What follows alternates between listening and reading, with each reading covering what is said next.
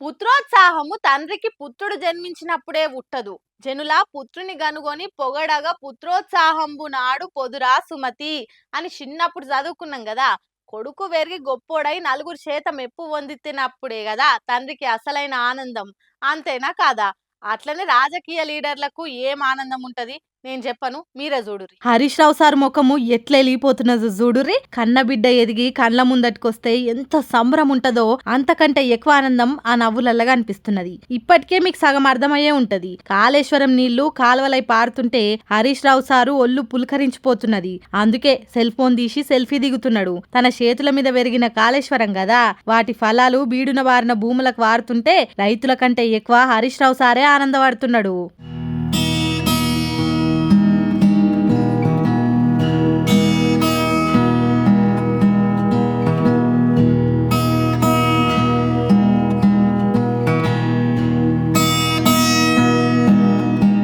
Siddipet rural మండలం పుల్లూరు అనే ఊర్లే తిరుగుకుంటా రంగనాయక సాగర్ ఎడమ కాలువల నీళ్ళొచ్చుడు చూసి పులకరించిపోయింది. ఇట్లా తాను పడ్డ కష్టానికి ఫలితాన్ని చూస్తే ఎవ్వలకైనా అట్లనే ఉంటది కదా. మళ్ళా అది ఆషామాషి పని కాదాయే. వేల ఎకరాల బీడు భూములు దడిపి అన్నదాతల ఆశలను బతికిచ్చే కాళేశ్వరం ప్రాజెక్ట్ ఆయే. పగలనక రాత్రనక ఎప్పుడంటే అప్పుడు ప్రాజెక్ట్ కాడికి పోయి జరుగుతున్న పనుల తప్పొప్పులు అరుచుకున్నోడాయే. ఆ కష్టమంతా కండ్లకు గుర్తుకు రాదా? అందుకే నీళ్ళని చూసి అక్కడ రైతులతోని మంచి చెడు మాట్లాడి సెల్ ఫోన్ తీసి సెల్ఫీలు దిగిండు. ఒక లీడర్ కు ఇంతకంటే గొప్ప సంబరం ఏముంటది చెప్పుండ్రి. ఇట్లాంటి లీడర్లు రాష్ట్రానికి 10 మంది ఉంటే దేశం గిట్లుండేదా చెప్పుండ్రి. కానీ ఏం చేస్తాం, అప్పుడప్పుడు చెడ్డ రోజులు వస్తాయి అని మాట్లాడుకుంటున్నారట అక్కడికి వచ్చిన జనాలు.